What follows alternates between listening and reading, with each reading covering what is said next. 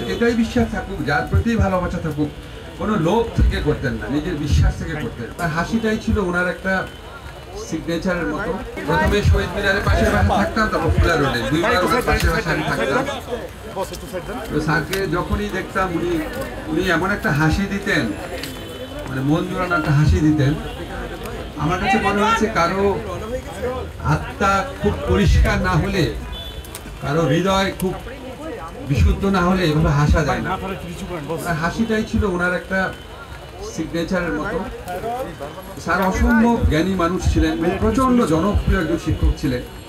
আমার মনে আছে আমরা একদিন কলা ভবনে দুজন হাঁটতে হাঁটতে একসাথে ঢুকছিলাম। আমি খুব রেগুলার টক শো করতাম, লেখালেখি করতাম, আমাকেও অনেক ছাত্র ভালোবাসে। আমি দেখলাম স্যারকে আরো বেশি ভালোবাসে। আমি স্যারকে এটা বললাম, স্যার খুবই হাসলো, মানে খুবই বিনয়ী মানুষ ছিলেন উনি, তো সেটা মনে পড়ে। আর উনি প্রচন্ড আপনার নির্লোভ একজন মানুষ ছিলেন।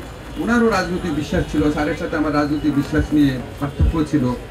মাঝে মাঝে কোনো বিষয় নিয়ে আমরা দ্বিমত পোষণ করতাম, অল্প কথা হতো, কিন্তু উনি প্রচন্ড নির্লোভ ছিলেন।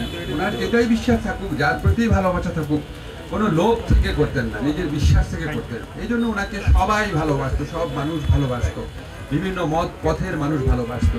উনি যেটা বলেন, ওনার নিজের বিবেক, ওনার নিজের প্রাজ্ঞ যে হৃদয়, সেটার থেকে বিশ্বাস থেকে বলেন।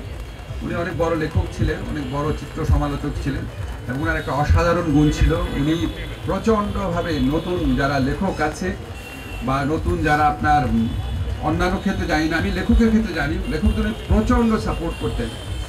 আমি আমার কোনোদিন আমি কোনো জীবিত কোনো লেখক থেকে, বাংলাদেশে যারা জীবিত ছিলেন আর কি স্যারের সময়, কারো থেকে অন্যকে প্রশংসা করতে শুনতাম না।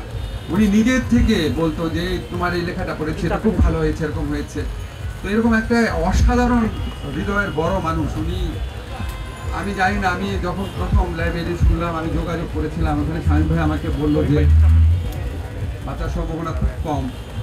তারপর প্রতিনিয়ত দোয়া করেছি সবাই। আমি জানি না কেন ওনার মতো একটা মানুষ আপনার কেন আরও অনেক বছর বেঁচে থাকলো না। যাই হোক, ওনার আত্মার মাগফিরাত কামনা করি, আল্লাহ যেন ওনাকে ভালো রাখেন। আমাদের অনেক বড় একটা ক্ষতি হয়ে গেল আর কি।